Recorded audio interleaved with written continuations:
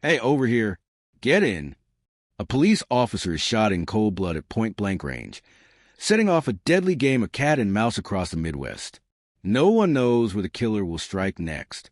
His trail of violence, marked by murders and kidnappings, continues to grow, leaving law enforcement scrambling to put an end to his rampage. The FBI and local police are working tirelessly to protect the country from this psychopath. A small, peaceful town is thrown into chaos with the arrival of an unknown and dangerous threat. Some killers are methodical and calculated, while others are impulsive and erratic, making them incredibly difficult to apprehend. I'm Jim Carlstrom, former head of the FBI's New York field office. This case called for the deployment of a SWAT team and a seasoned profiler, someone who understood that this killer would never surrender without a fight. It was Monday morning, September 22nd, 1986, at exactly 8 a.m. A parole officer was making his way through a quiet, middle-class neighborhood on the outskirts of Indianapolis, Indiana. This was a routine visit, one that had been scheduled a week in advance. Parole officer Thomas G. had been assigned to check in on a former convict and collect a urine sample for drug testing. The man he was visiting, 40-year-old Michael Wayne Jackson, had been released on parole 5 months prior after serving time for a weapons charge. Jackson was a known drug addict with a history of schizophrenia, and that morning, he was in no mood for visitors. When the parole officer arrived, Jackson refused to let him in. "I said no," he insisted. But Thomas G. wasn't leaving without doing his job. Just minutes later, a neighbor heard screams coming from inside Jackson's house. The front door suddenly burst open, and the parole officer sprinted out. But he didn't make it far. Jackson emerged right behind him, a sawed-off shotgun in his hands, and fired at close range. The blast hit Thomas G. square in the back, killing him instantly. The neighbor, frozen in shock, quickly called the police while watching Jackson's next move. He saw the ex-convict still clutching his weapon, hastily throwing on a dark trench coat before heading toward his green pickup truck. Indianapolis police rushed to the scene, hoping to intercept him before he could get away. The neighbor provided crucial details. Jackson was dressed in canvas sneakers and jeans when he fled. By the time authorities arrived, Jackson was long gone. The case immediately escalated when the police realized who the victim was: a federal officer. The FBI was notified without delay. Special Agent Jack Osborne from the Indianapolis field office was assigned to handle the case. "When I got to the crime scene, the victim was still lying outside the house," Osborne later recalled. "Dozens of officers and agents were working to secure the area. We needed to find witnesses, people who might have seen something that could help us track Jackson down." One such witness, the neighbor, painted a chilling picture of the suspect. He described Jackson as wildly unpredictable, a man he had often seen talking to himself in fits of rage. A deeper dive into Jackson's past revealed a troubling history. During his time behind bars, he had been diagnosed with paranoid schizophrenia and an antisocial personality disorder. While he had undergone psychiatric evaluations and was prescribed medication monthly, there was no guarantee he had been taking them consistently. At the crime scene, forensic experts made a disturbing discovery. 3 spent 12-gauge shotgun shells near Thomas G.'s body. He had been shot 3 times, with the final shot proving fatal. Thomas G. had served as a parole officer for over a decade, a Vietnam veteran. He had dedicated his life to helping former convicts reintegrate into society. He was also a husband and a father to 2 young children. "I knew Tom well. I knew his family, his wife, his kids," Osborne said. "He was a Marine, a man who had fought in Vietnam, and he'd told me stories about his time there. He was smart, kind, and always willing to lend a hand. Working this case hit me on a deeply personal level." Inside Jackson's house, investigators found more troubling signs of his deteriorating mental state. The place was in complete disarray, unlivable. Trash and animal waste littered the floor. There was no running water, no electricity. Among the filth, they discovered a blood-stained shirt, the very one Jackson had worn during the shooting. In the kitchen, detectives stumbled upon another crucial clue: a metal saw and pieces of a sawed-off shotgun. Jackson had left behind the remnants of the weapon he had used to commit murder, but the firearm itself was missing. While law enforcement continued to search the property, another emergency call came in, and it was about to get even worse.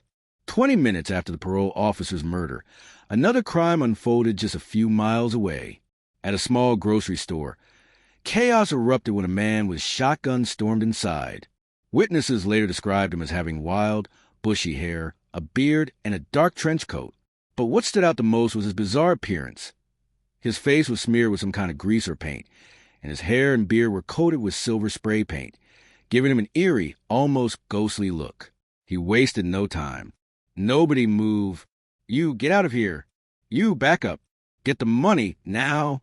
Hurry up, he barked, his shotgun aimed directly at the cashier. The terrified employee fumbled with the register, struggling to open it fast enough to satisfy the gunman. Come on, the man growled impatiently. Then, without warning, he pulled the trigger. The blast echoed through the store. A man standing nearby, a customer who had simply been in the wrong place at the wrong time, was shot dead on the spot. The killer didn't stop there. He needed a getaway vehicle, and he wasn't about to leave empty-handed. Spotting a bread delivery truck parked outside, he made his move. The driver, frozen in shock, barely had time to react before the gun was shoved in his face. Drive, Jackson ordered. Terrified, the man had no choice but to obey. Moments later, they sped off, disappearing from the crime scene before police could arrive. At a witness from inside the store immediately called 911. She gave officers a crucial piece of information. Besides the silver-painted face, Jackson was still armed and had taken the delivery driver hostage. Unfortunately, she didn't know which direction they had gone. Police wasted no time broadcasting an updated alert, describing both Jackson's strange disguise and the stolen vehicle. At the scene, forensic teams recovered spent 12-gauge shotgun shells, the exact same type found earlier at the site of the parole officer's murder. It was now beyond doubt. This was the same man. Meanwhile, Jackson's hostage remained at his mercy. They drove for several miles before Jackson made an unexpected decision. He let the bread truck driver go. The man was shaken but unharmed. He wasted no time in calling the authorities to report his ordeal. But Jackson wasn't done yet. At the airport, he hijacked another car, this time threatening a woman at gunpoint. He forced her to drive, but eventually released her as well, choosing to take off with her vehicle. Now on the highway, he sped toward northern Indiana, stopping only once to refuel without paying. By the time law enforcement pieced together his trail, Jackson had already switched cars again, taking another hostage in the process. This time, however, things took a darker turn. A young mother had just returned home from grocery shopping. She was unloading her bags when Jackson suddenly appeared, stepping out a stolen red pickup truck. "Hey, get in the car. Now!" The woman froze, fear gripping her as she realized what was happening. "Come on, get in!"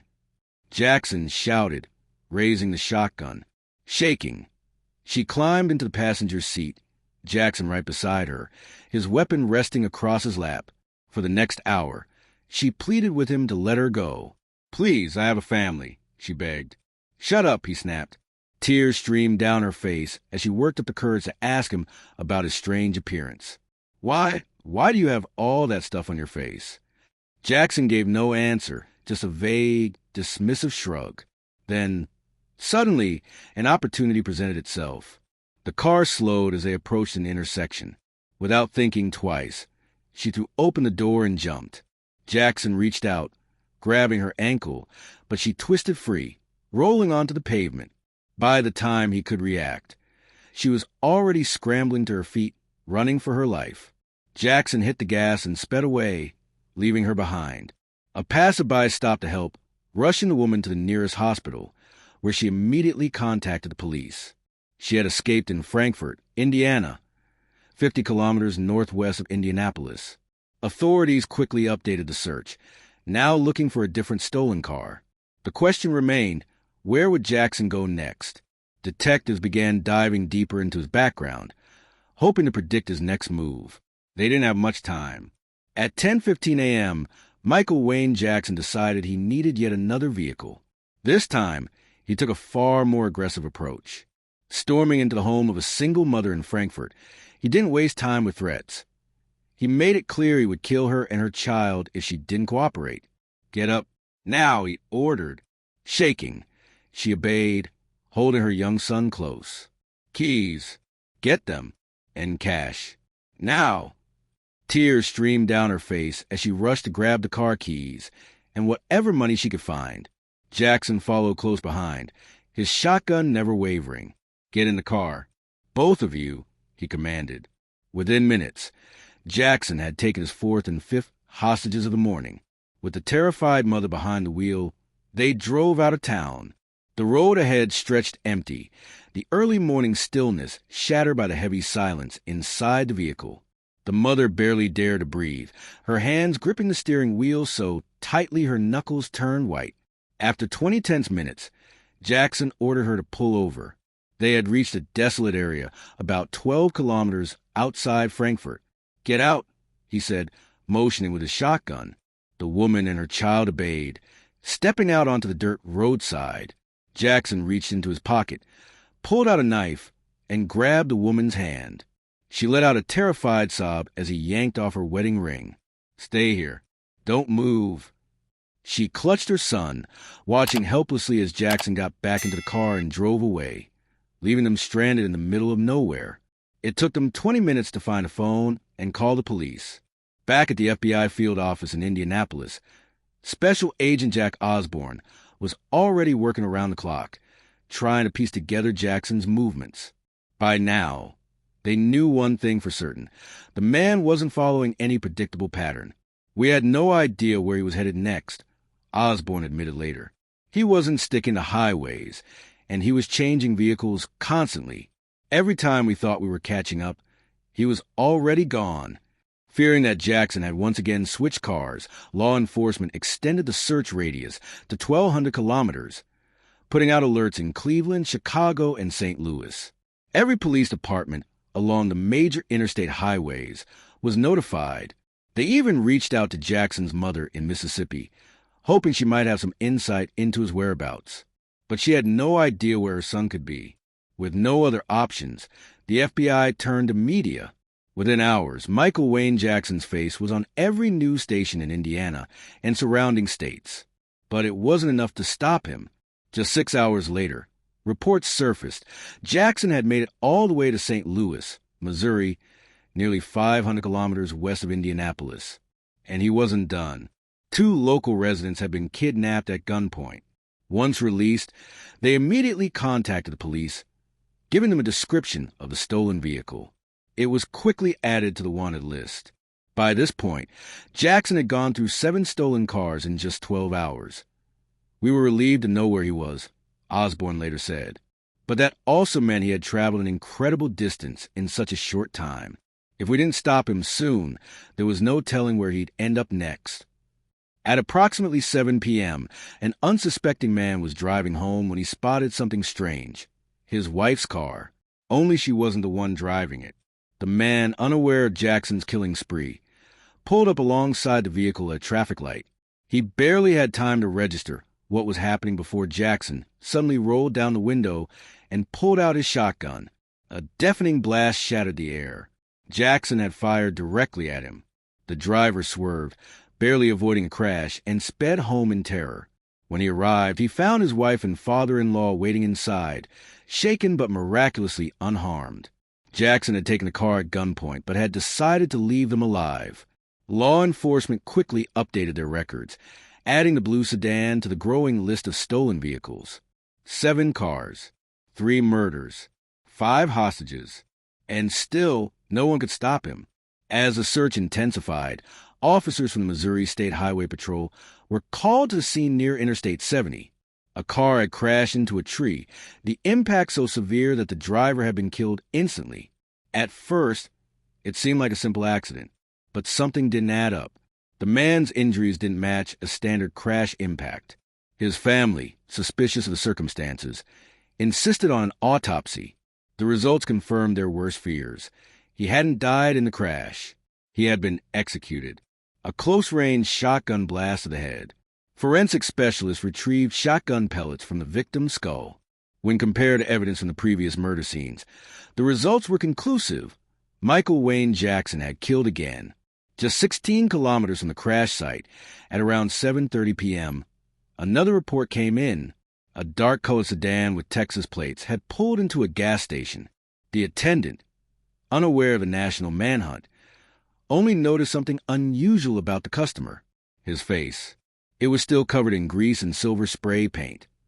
When the man paid, the attendant caught sight of something else: a shotgun resting across his lap. It wasn't until Jackson drove off that the gas station worker connected the dots. He immediately called the police, reporting the vehicle and its plates. By now, Jackson had been on the run for 12 hours, switching cars at an alarming rate. But each time, law enforcement was just a step behind. The situation reached a critical point at 9:15 p.m. Jackson, now alone, was finally spotted by 2 Missouri police officers while driving the stolen sedan. For a moment, he hesitated, as if unsure of what to do. The officers called for backup, but before reinforcements could arrive, Jackson made his move. A gunshot rang out. One of the officers was hit. Luckily, the wound wasn't fatal. His partner immediately gave chase, but Jackson had already disappeared into the night. 8 kilometers away, the Missouri State Highway Patrol found the stolen sedan abandoned on the roadside. The engine was still warm. The doors were unlocked, and the keys were still in the ignition. Jackson was gone. Then, out of nowhere, the officers heard a desperate banging sound. Help! Guns drawn, they approached the trunk cautiously, bracing for the worst. Cover me, one of them whispered. They opened it carefully. Inside, trembling and terrified, was the car's rightful owner, the man Jackson had kidnapped earlier. He had been tied up and locked in the trunk for hours, but was otherwise unharmed. Once freed, he gave police the details they needed. It was him, he confirmed. Silver face. Shotgun. I have no idea where he went. With Jackson still armed and now on foot, the situation had reached a new level of urgency. The manhunt had just entered its most dangerous phase. As the night wore on, law enforcement in Missouri was stretched to its limits. The FBI and local police had set up roadblocks, combed through nearby wooded areas, and brought in helicopters with infrared cameras. But Jackson had vanished without a trace. By morning, the realization set in: he could be anywhere. We locked down a 16-kilometer radius around the site, where he abandoned the stolen car, recalled Special Agent Jack Osborne. But we had no way of knowing if he was still there, or if he had already found another vehicle and slipped away. The town of Wright City, Missouri, woke up to an unsettling sight: officers swarming the streets, helicopters circling overhead, and news reports warning residents to stay inside. In a place where crime was rare, fear spread quickly. We advised everyone to lock their doors, keep their children home from school, and report anything suspicious, Osborne said. Jackson was unpredictable, and we had no idea what he was capable of next. Over the next few days, search teams with K, 9 units scoured abandoned buildings, farmhouses, and wooded areas. Flyers with Jackson's face were posted everywhere. Every incoming car was checked.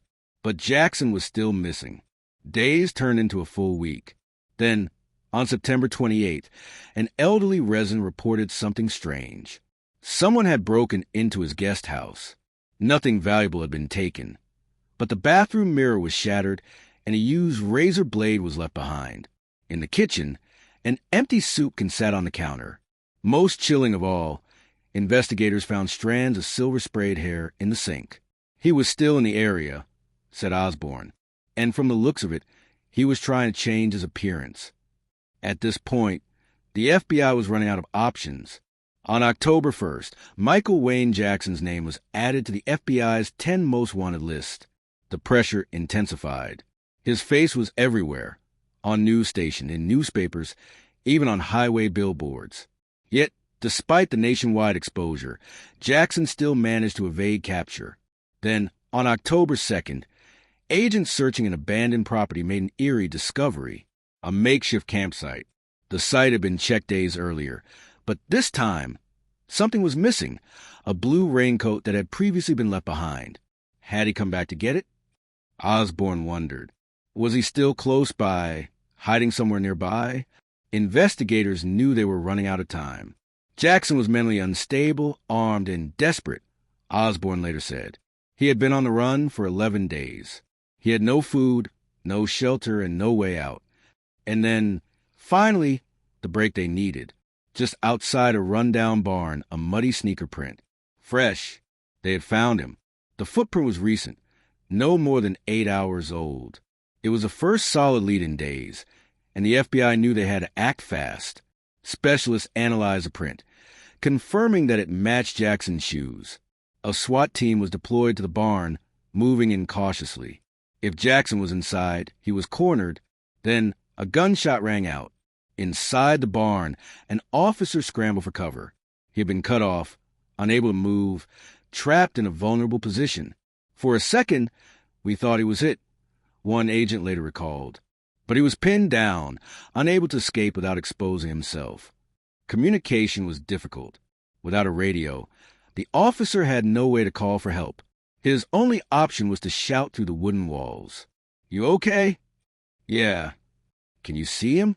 "No, but I know he's here." The team outside had a decision to make. "We didn't want to storm the barn blindly," said Special Agent Jack Osborne. "Jackson had nothing to lose, and we had no idea if he'd set up some kind of ambush." Instead, they tried another approach. Tear gas.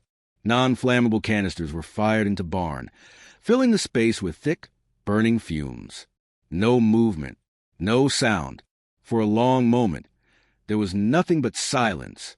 "We had waited for 11 days, Osborne recalled. "Now, we had to decide, do we wait until daylight, or do we move in now?" The weather made the decision for them. A storm was rolling in, set to hit the area by midnight. If they waited, the rain could wash away any remaining clues. At 11:30 p.m., the team made their move. SWAT officers in night vision gear breached the barn, sweeping the ground floor first. Empty.